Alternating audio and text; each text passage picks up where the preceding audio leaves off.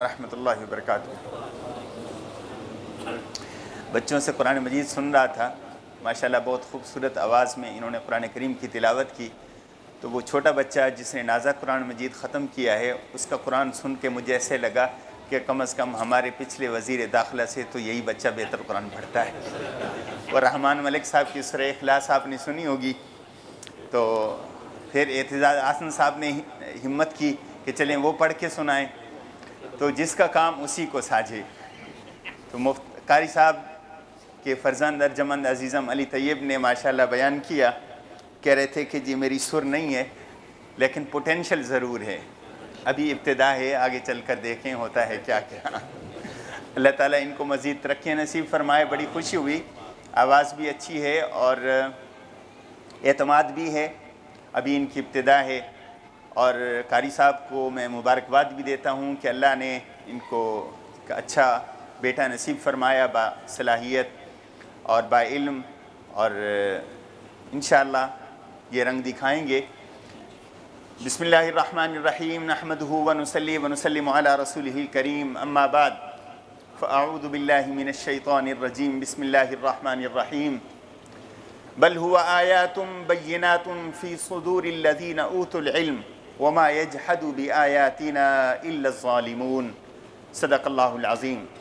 وعن ابن عباس رضی اللہ تعالی عنہما قال قال رسول اللہ صلی اللہ علیہ وسلم ما جلس قوم في بيت من بيوت الله يتدارسون الكتاب ويتعاطونه بينهم إلا غشيتهم الرحمة وظلت عليهم الملائكة أو كما قال النبي صلى الله عليه وسلم، صدق الله وصدق رسوله النبي الصادق الوعد الأمين۔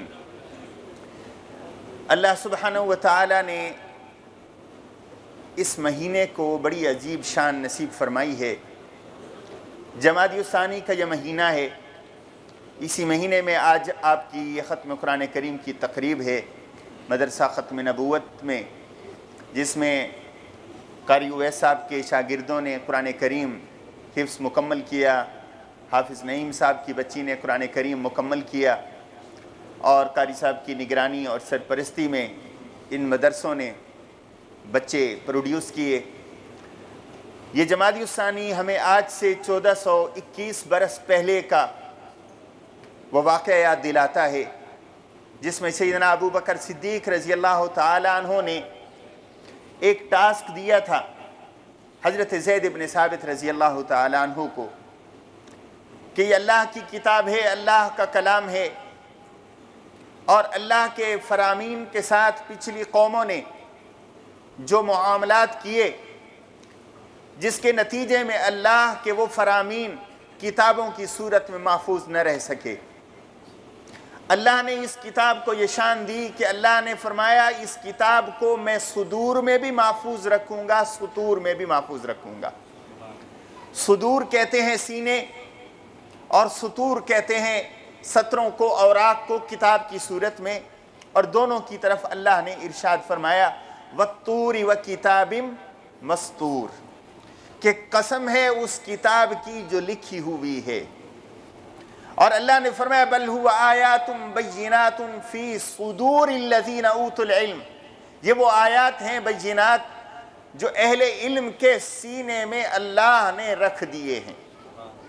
تو اللہ نے اس کتاب کو سطور میں بھی محفوظ کیا، صدور میں بھی محفوظ کیا۔ صدور کی حفاظت، صدور میں حفاظت کا سلسلہ اسی وقت شروع ہو گیا جب پہلی وحی آئی اقرأ بسم ربک الذی خلق، خلق الانسان من علق، اقرأ وربک الاکرم الذی علم بالقلم، علم الانسان ما لم يعلم۔ اللہ نے جیسے جیسے قرآن کریم کو حضرت جبرائیل امین کے ذریعے اتارا، اللہ کے رسول نے اس کو اپنے سینے میں محفوظ کیا اور اس کو جلدی جلدی پڑھتے تاکہ یہ سینے کے اندر محفوظ ہو جائے۔ اللہ نے فرمایا میرے حبیب لا تحرک بہ لسانک لتعجل بہ ان علینا جمعہ وقرآنا، اے پیغمبر جیسے جبرائیل پڑھیں آپ اس کو سن کر سکون کے ساتھ پڑھتے جائیں۔ اس قرآن کو اتارنے والے بھی ہم ہیں، آپ کے سینے میں محفوظ کرنے والے بھی ہم ہیں۔ ان علینا جمعہ وقرآنہ، یہاں دنیا کی حکومتیں کام نہیں آئیں گی، دنیا کے پریس کام نہیں آئیں گے، دنیا کی مشینری کام نہیں آئے گی۔ اللہ نے فرمایا میں ہی اس کو اتار رہا ہوں، میں ہی اس کی حفاظت کا سامان کروں گا۔ ان علینا جمعہ وقرآنہ فاذا قرأناہ فاتبع قرآنہ، جب اس کو پڑھا جائے آپ اس کی پیروی کریں، اس کی اطاعت کریں، اتباع کریں، اس کے ساتھ ساتھ آپ پڑھیں۔ اس کی فکر نہ کریں کہ کوئی آیت رہ نہ جائے، کوئی جملہ رہ نہ جائے، کوئی لفظ رہ نہ جائے، میں اتارنے والا ہوں، آپ کو دینے والا ہوں، اور قیامت تک اس کو محفوظ بھی اللہ نے فرمایا میں ہی کروں گا۔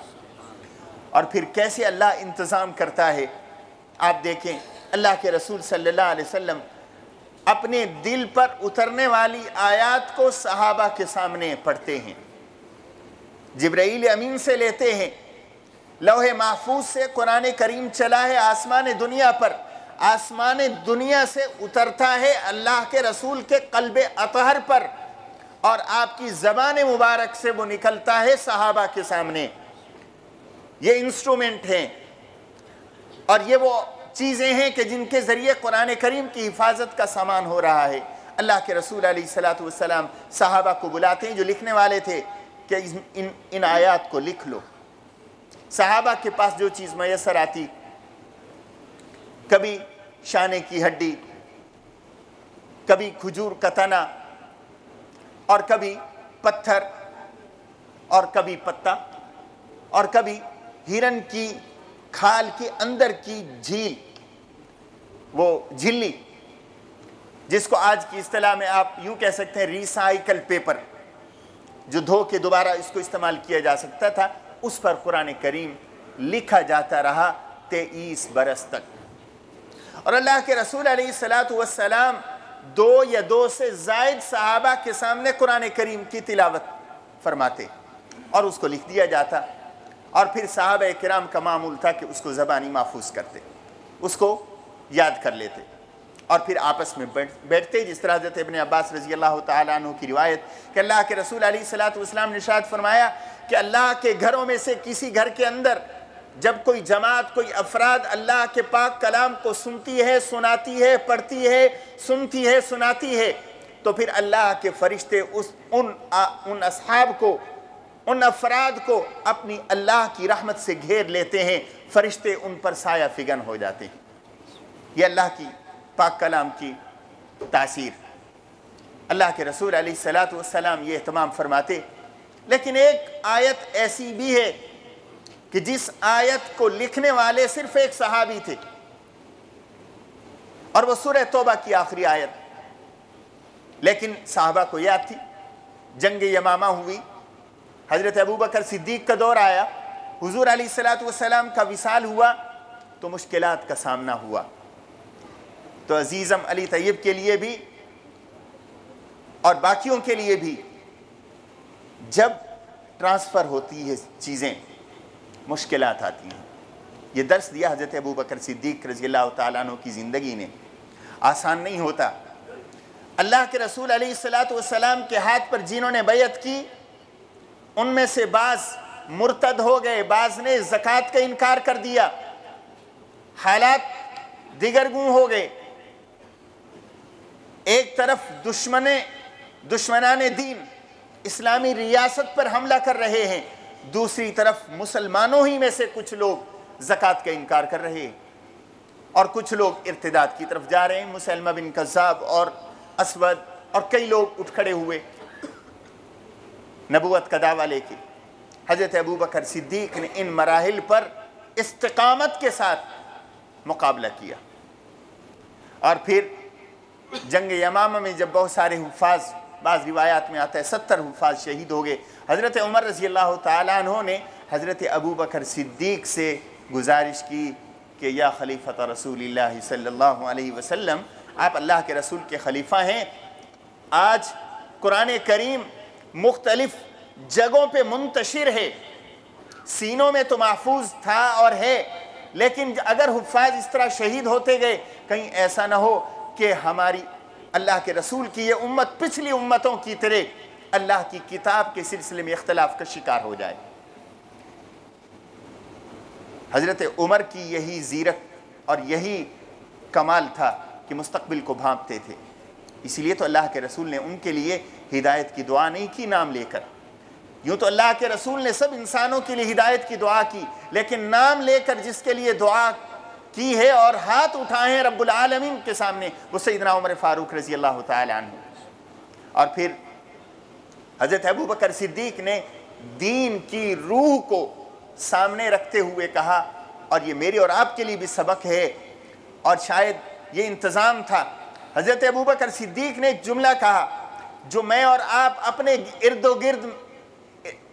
گرد کے اندر، گرد و پیش کے اندر جو دین کے نام پر اعمال سر انجام دیے جاتے ہیں ان کو اس کسوٹی پہ پرکھیں۔ حضرت ابوبکر صدیق رضی اللہ تعالیٰ عنہ نے فرمایا، عمر جس کام کو اللہ کے رسول نے نہیں کیا میں ابوبکر کیسے شروع کر سکتا ہوں؟ جس کام کو اللہ کے رسول نے نہیں کیا میں ابوبکر کیسے شروع کر سکتا ہوں؟ حضرت عمر اصرار کر رہے تھے یہ نیا کام نہیں ہے، یہ دین میں کوئی نئی بات شروع کرنے والی بات نہیں ہے، قرآن محفوظ ہے، قرآن اترا ہوا ہے، اللہ کے رسول نے اپنی حیات مبارکہ میں اس کو کمپائل نہیں کیا، ایک جگہ ایک کتاب کی صورت نہیں دی، اس لیے کہ وہی اتر رہی تھی، اور جیسے جیسے کوئی آیت اترتی اللہ کے رسول فرما دیتے اس کو فلاں صورت کے فلاں حصے پہ رکھ دو اور اس کو فلاں جگہ رکھ دو۔ اب وہی کا سلسلہ بند ہے، اب ہم نے اس کو ایک جگہ اکٹھا کرنا ہے۔ حضرت ابوبکر صدیق فرماتے ہیں کہ میرے دل میں اللہ نے انشراح فرمایا کہ میرا دل تیار ہو گیا۔ اب حضرت عمر نے مشورہ دیا، حضرت ابوبکر صدیق نے اس کو قبول کیا۔ اب یہاں پہ یہ بھی ہے، بعض ہمارے ساتھی کہتے ہیں نہیں جی سڈی گل منو، اسی کہہ جو رہے ہیں بھئی آپ کا کام مشورہ دینے کا ہے تو مشورہ دو، جس کا کام فیصلہ کرنے کا ہے اس پر چھوڑ دو، ضروری اپنی بات منوانی ہے، اگر نہیں مانی گئی تو پھر اسی تے جا رہے ہیں، ساڑی گل سی من دے ہی نہیں تھے، پھر سن دے ہی نہیں تھے۔ حضرت عمر نے مشورہ دیا، امپوز نہیں کیا۔ حضرت ابوبکر صدیق کو جب سمجھ آ گئی بات، حضرت ابوبکر صدیق متفق ہو گئے۔ حضرت ابوبکر صدیق خلیفہ ہیں، مسلمانوں کے امیر ہیں، راہبر و رہنما ہیں۔ دیکھا کہ صحابہ میں سے جو قرآن کریم کے سب سے بڑے حافظ تھے ان کو بلایا، وہ حضرت زید بن ثابت تھے، قاریوں میں حضرت ابی بن کعب تھے، قرآن کے علم میں حضرت معاذ بن جبل تھے جن کو حلال اور حرام کا اللہ نے علم دیا۔ حضرت زید بن ثابت کے ذمہ لگایا کہ آپ نے قرآن کو ایک جگہ جمع کرنا ہے۔ حضرت زید نے بھی وہی بات کی کہ جس کام کو اللہ کے رسول نے نہیں کیا ہم کیسے کریں؟ آج بھی آپ گرد و پیش میں دیکھیں کہ کیا دین کے نام پہ کام ہو رہے ہیں، ہم یہی سوال کریں کیا اللہ کے رسول نے یہ کیا؟ ایک کام ہے دین سمجھ کے کرنا، ایک کام ہے ویسے کرنا۔ کہیں کوئی شخص یہ نہ کہے جی آپ تو بھی اللہ کے رسول کی زندگی میں نہیں تھے تو پھر آپ بھی بدعت ہو گئے۔ بھئی دین کے نام پہ میں نے یہ کپڑا پہنا، اللہ کے رسول نے اس طرح قمیض نہیں پہنی، میں اس طرح قمیض پہننے کو اگر سنت کہوں گا تو یہ بدعت ہو جائے گی۔ میں اس طرح کی ٹوپی پہن رہا ہوں، اللہ کے رسول نے کبھی نہیں پہنی، لیکن میں اس طرح کی ٹوپی پہننے کو سنت نہیں کہہ رہا۔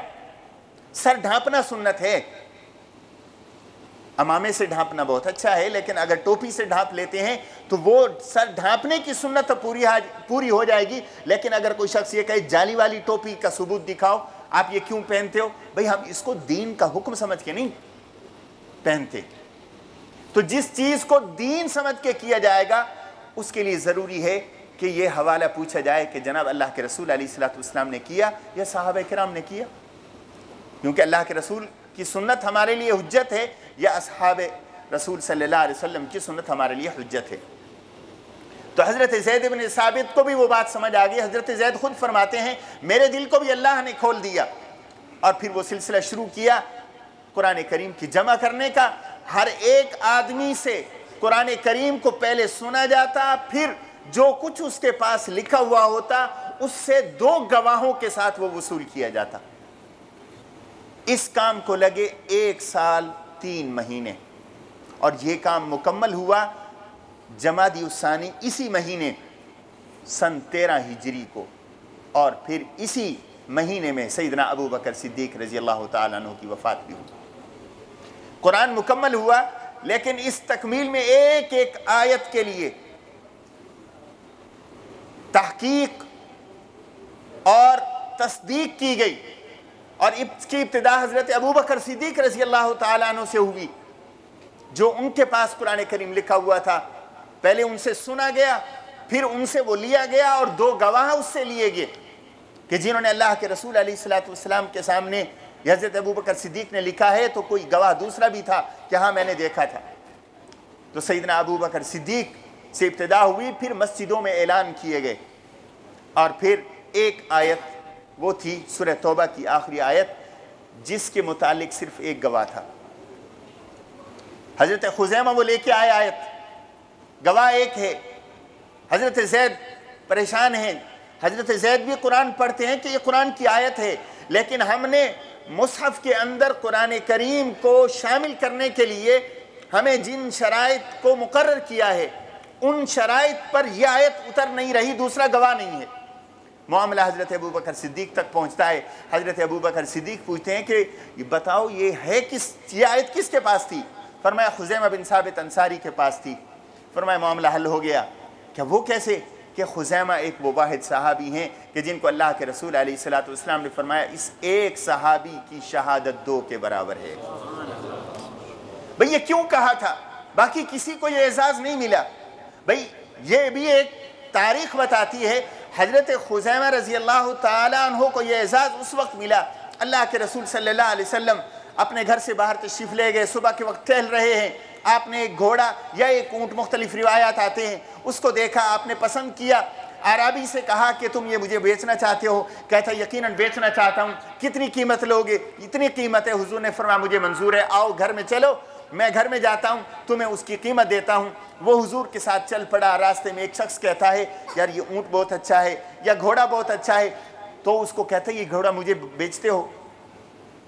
इसको भी लालच आ गई, कीमत ज़्यादा शायद मिल जाए, चलो ठीक है, पैसे भी लिए तो नहीं, सामान दिया तो नहीं, ज़बान बदल लेंगे, कोई बात नहीं। उसने ऑफ़र लगाई उस से ज़्यादा जो अल्लाह के रसूल अलैहिस्सलातु वस्सलाम के साथ इसकी कीमत तय हुई थी। अब उसने कहा ले लो। हुजूर अलैहिस्सलातु वस्सलाम ने पीछे मुड़ के देखा, अरे भाई तुमने ये मुझे बेच दिया है, अब तुम ये उसको कैसे दे रहे हो? कहने लगा कैसे बेच दिया है? पैसा इंसान को झूठ बोलने पे मजबूर करता है। हमने कारोबार में झूठ का सहारा लेके पैसे बनाने की कोशिश की, पैसे तो शायद बन गए होंगे, लेकिन बरकतें उठ जाती हैं, मोहब्बतें घरों से उठ जाती हैं, ताल्लुकात उठ जाते हैं, बर्बादियां हम ले आते हैं अपने घरों के अंदर इस झूठ से कमाए हुए पैसे। और जिस औलाद के लिए कमाते हैं, फिर वही औलाद सामने उठ खड़ी हो जाती है कि तू कौन है। चनाचे अल्लाह के रसूल अलैहिस्सलातु वस्सलाम से कहता है आपके पास कोई गवाह है? थे तो अकेले, हुजूर खामोश हैं। एक सहाबी खड़े हज़रत खुज़ैमा, कहते हैं हाँ मैं गवाही देता हूँ। क्या किस बात की गवाही देते हो? कि आपने इतने के अंदर ये सौदा अल्लाह के रसूल के साथ कर दिया है। क्या तू गवाही देता है? जी मैं गवाही देता हूँ। मजबूर हो गया, हुजूर सल्लल्लाहु अलैहि वसल्लम के साथ चला गया। हुजूर ने उसको वो कीमत दी जो तय हुई थी, नहीं जो ज़्यादा किसी और शख्स ने ऑफ़र की, ताकि इसका दिल भी न दुखे। अल्लाह के रसूल अगरचे उसूलन उतनी ही पैसे देने के पाबंद थे जितनी वो तय करके आए थे, लेकिन अल्लाह के रसूल ने फरमाया मेरे मुताल्लिक किसी के दिल में ये खलश न रहे कि मैंने किसी के साथ ज़्यादती की है। अल्लाह के रसूल ने उसको वो कीमत दे दी जो इस दूसरे आदमी ने ज़्यादा ऑफ़र की थी। अब अल्लाह के रसूल अलैहिस्सलातु वस्सलाम ने उसको कीमत दे के उसको फारिग किया। हज़रत खुज़ैमा से कहा, खुज़ैमा तू ये बता, तूने ये कैसे कहा है? तू तो नहीं था, तू तो वहाँ पे मौजूद नहीं था। हज़रत खुज़ैमा कहते हैं या रसूल अल्लाह, आसमान से ख़बरें आती हैं, ना हमने फ़रिश्ते को देखा, आपकी ज़बान से हमने सुना अल्लाह मौजूद है, हमने ऐलान किया अल्लाह मौजूद है। आपकी ज़बान से हमने सुना जन्नत मौजूद है, मैंने जन्नत को नहीं देखा, मैं गवाही देता हूँ कि जन्नत मौजूद है। आपने हमें बताया कि अल्लाह की तरफ से सज़ा पाने के लिए جہنم اللہ نے بنائی ہے، آپ نے کہہ دیا میں نے نہیں دیکھا، میں گواہی دیتا ہوں کہ جہنم موجود ہے۔ جب میں آسمانوں کی باتوں کو آپ کے کہنے پر گواہی دیتا ہوں، میں دنیا کی بات کو آپ کے کہنے پر کیوں نہ گواہی دوں؟ تو حضرت خزیمہ وہ تھے، اللہ کے رسول بھی اس پر اتنے خوش ہوئے، فرمایا من شہید لہو خزیمہ او علیہ فحسبہ، کہ آئندہ آج کے بعد یہ خزیمہ جس کے لیے گواہی دے یا جس کے خلاف گواہی دے، اس ایک آدمی کی گواہی کافی ہے۔ اور حضرت خزیمہ نے اپنے اس حق کو، اپنی اس پاور کو کہیں بھی استعمال نہیں کیا۔ جب قرآن کریم کی اس آیت کو جب پیش کیا گیا تو اس موقع پر ضرورت پیش آ گئی کہ دوسرے گواہ ہونا چاہیے، ورنہ قرآن کے اندر شامل نہیں کی جا سکتی۔ تو اللہ کے رسول کی زبان سے نکلا ہوا وہ جملہ اور وہ ٹائٹل اس موقع پر استعمال ہو گیا، اور یہ قرآن کریم کی آیت سورہ توبہ کے آخری حصے میں لکھ دی گئی۔ تب سے آج تک حفاظ اس کو پڑھ رہے ہیں اور قیامت تک یہ پڑھی جاتی رہے گی۔ اللہ تعالیٰ مجھے اور آپ کو قرآن کا شوق اور شغف نصیب فرمائے۔ ایک دفعہ پھر قاری صاحب کو، ان کے بچے کو، اور حفظ صاحب کو اور حفظ صاحب کے اساتذہ کو مبارکباد پیش کرتا ہوں، اور پرویز صاحب کے بھتیجے ہونے کی وجہ سے پرویز صاحب کو مبارک، اور آپ سب حضرات کو اللہ تعالیٰ ہمارے آنے کو، بیٹھنے کو قبول و منظور فرمائے۔ وما علینا الا البلاغ۔